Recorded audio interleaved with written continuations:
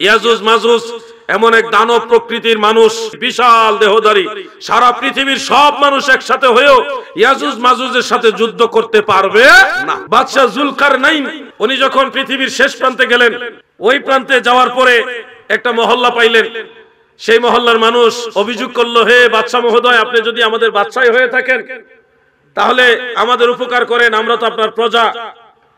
এই দেব আকৃতির কিছু লোক এসে আমাদের ফসল, জমি জমা, ঘর বাড়ি, আসবাবপত্র নষ্ট করে দেয়, তাদেরকে প্রতিরোধ করার ব্যবস্থা করেন, আপনাকে আমরা ধন সম্পদ, টাকা পয়সা দিয়ে সহযোগিতা করতেছি। বাদশাহ তখন বললো, তোমাদের সম্পদ লাগবে না, তোমরা শ্রম দাও। তখন ওই যে বিভিন্ন ধরনের ধাতব জিনিস, লোহা, তামা অথবা এই ধরনের সীসা, এই জিনিসগুলি আগুনের মধ্যে গলিয়ে তারপরে গভীর গর্ত করে ওখান থেকে একটা বিশাল আকারে ওয়াল তৈরি করা হয়েছে। এই ওয়াল করার পরে এখন ওই দুই পাহাড়ের মাঝখান দিয়ে এই ওয়ালটা করে দিয়েছে, যার কারণে এখন এই পাহাড়ের এই পাশে আর ইয়াজুজ মাজুজ আসতে পারে না, তারা ওইখানে আটকে গেছে।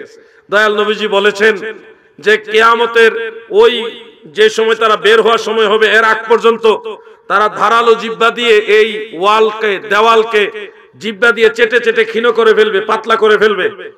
যখন সন্ধ্যা হয়ে যাবে তখন বলবে আগামীকাল এসে ওয়ালটা আবার ক্ষীণ করব, ছিদ্র করব, কিন্তু আগামীকাল এসে দেখবে অটোমেটিক আল্লাহর কুদরতে সে ওয়াল আগের মতো বড় হয়ে গেছে। আবার পরের দিন এসে জিহ্বা দিয়ে চাটে চাটে শেষ প্রান্তে গিয়ে কই কালকে করব। যেদিন তারা এই ওয়াল ভাঙবে এর আগের দিন বিকাল বেলায় যাওয়ার সময় বলবে ইনশাআল্লাহ আগামীকাল আমরা ওয়াল ভাঙবো। ইনশাআল্লাহ যেদিন বলবে ওই দিন তারা যে পরের দিন এসে জিহ্বা দিয়ে চেটে ওয়াল ছিদ্র করে ফেলবে এবং তারা সহজে আঘাত করে সেই ওয়াল ভেঙে ফেলবে। পৃথিবীতে তারা আসবে, এসে ফিলিস্তিন এবং জর্ডানের মাঝখানে একটা হ্রদ আছে, তাবারি হ্রদ। সেই তাবারি হ্রদের ভিতরে তারা নামবে, পানি বড় একটা নদীর মতো পানি। এটার মধ্যে নেমে অল্প কিছু ইয়াজুজ মাজুজ পুরা নদীর পানিটা খেয়ে ফেলবে। পিছনের বাহিনী এই নদী দেখে তারা বলা বলি করবে, এখানে মনে হয় কখনো পানি ছিল না, অথচ কত বড় রাক্ষস, আগের কয়েকজনে মিল্লা পুরা পানি খেয়ে লেছে। একটা হ্রদ, বিশাল বড় একটা হ্রদ, মানে অনেক বড়। আমি এটা দেখে আসছি, আলহামদুলিল্লাহ, জর্ডানের বর্ডার থেকে দেখা যায় তাবারি হ্রদ। তো সেখান থেকে তারা সারা পৃথিবীতে অত্যাচার চালাবে, ইয়াজুজ মাজুজ সারা পৃথিবীতে ধ্বংসের একেবারে ধ্বংসযজ্ঞ চালাবে, সবকিছু তছনছ করে দিবে, খাবে, ভাঙবে, চুরমার করে দিবে। তখন আল্লাহ তাআলা ইলহামের মাধ্যমে ঈসা নবীকে বলবেন, তুমি মুসলমানদেরকে নিয়ে, মুমিনদেরকে নিয়ে পাহাড়ের চূড়ায় উঠে যাও। তখন মুমিন মুসলমানরা সবাই ঈসা নবীর নির্দেশে পাহাড়ের উপরে উঠে যাবে। ওই সময় ইমাম মাহদী আলাইহিস সালাম থাকবে না, তিনি ইন্তেকাল হয়ে যাবে। ইমাম মাহদী আলাইহিস সালামের মাজার কোন জায়গায় হবে এটা নিয়ে দুইটা মত। একটা হলো মদিনা শরীফের রওজা মুবারকের কাছেই হবে, আরেকটা মত হলো কারবালার ময়দানে ফুরাত নদীর কিনারে ইমাম হুসাইন রাদিয়াল্লাহু আনহুর মাজার থেকে সামান্য একটু দূরে, ওইখানে। আমি ওই জায়গাটা জিয়ারত করে আসছি, জায়গাটা আলাদা করে রাখা আছে এখনো, ইমাম মাহদী আলাইহিস সালামের মাজার যেখানে হবে। তো ইনশাআল্লাহ আবার ঈদের পরে সে ইরাকে কারবালার ময়দানে যাওয়ারও ইচ্ছা আছে। আমাদের ছোট্ট একটা কাফেলা হয়েছে, আমরা একসাথে যাব। সেখানে ইমাম মাহদী আলাইহিস সালাম দাফন হয়ে যাবেন ইন্তেকালের পরে। ঈসা আলাইহিস সালাম মুমিনদেরকে নিয়ে পাহাড়ের উপরে উঠে যাবেন। এদিকে সারা পৃথিবীতে তছনছ করে দিবে। 40 দিনের খাবার নিয়ে মুমিন মুসলমানরা পাহাড়ের উপরে উঠছে। 40 দিন তো মোটামুটি প্রায় শেষ, খাবারও শেষ, পানিও শেষ, খুব কষ্টের মধ্যে মুসলমানরা থাকবে।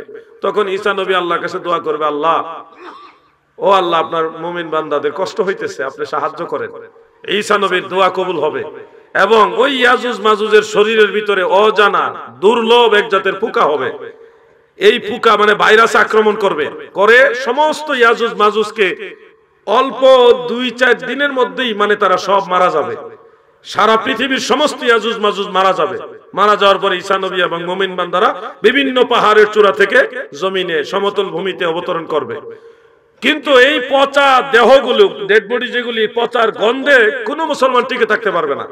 তখন ঈসা আলাইহিস সালাম আবার আল্লাহর কাছে দোয়া করবে, আল্লাহ, ও আল্লাহ, পচা গন্ধে টিকা যায় না, আপনি সাহায্য করেন। তখন আকাশ থেকে আল্লাহ তাআলা অঝোর ধারায় বৃষ্টি দিবে। এত পরিমাণ বৃষ্টি হবে যে সারা পৃথিবী ব্যাপী বন্যা হয়ে যাবে। এই পানি জোয়ারের পানির মতো ধাক্কায়া এই পচা বডিগুলোকে, ডেড বডিগুলোকে সাগরের মধ্যে নিক্ষেপ করে দিবে। তখন সারা পৃথিবী হবে পবিত্র। ঈসা আলাইহিস সালাম সহ মুমিন মুসলমানরা তখন শান্তিতে বসবাস করবে। এক পর্যায়ে ঈসা নবী বিবাহ শাদীও করবেন। 45 থেকে 46 বছর তিনি বেঁচে থাকবেন। এরপরে ইন্তেকাল হবে, ওনাকে দাফন করা হবে রাসূল পাকের রওজা মুবারকের কাছে। ঈসা নবী ইন্তেকাল হয়ে যাবে, ইমাম মাহদী আলাইহিস সালাম ইন্তেকাল হয়ে যাবে। কিন্তু এর পরবর্তী সময়টা খুব দ্রুত গতিতে মুসলমানেরা, ইমানদারেরা আবার গুমরাহ হয়ে যাবে, অল্প সময় গুমরাহ হয়ে যাবে। এমন ভাবে গুমরাহ হবে যে আল্লাহকে আল্লাহ বলে ডাকার মতো কেউ থাকবে। এই সময়টা যখন যাবে, আমার ভাইরা, সারা পৃথিবী ব্যাপী একটা ধোঁয়া আসবে, ধোঁয়া। এই ধোঁয়া সারা পৃথিবীর মুমিন মুসলমান সহ কাফের মুশরিক যারা আছে তাদের সবার শরীরের মধ্যে টাচ লাগবে। এই ধোঁয়া যাদেরই লাগবে, ইমানদার মুমিন বান্দা যারা, তাদের শরীরে ধোঁয়া লাগার পরে সর্দি কাশি হবে, ঠান্ডা লাগবে, সর্দি হবে, কাশ হবে, কিন্তু তেমন কোনো কষ্ট হবে না, এই স্বাভাবিক সর্দি কাশি হবে। কিন্তু কাফের মুশরিক যারা, যাদের ঈমানদার থাকবে না, তাদের এই ধোঁয়া লাগার পরে শরীরে যতগুলো ছিদ্র আছে সবগুলি ছিদ্র দিয়ে এমন যন্ত্রণাদায়ক কষ্ট হয়ে সেই ধোঁয়াগুলি ডুববে এবং বের হবে। এত কষ্ট হবে কাফেরদের এই ধোঁয়া।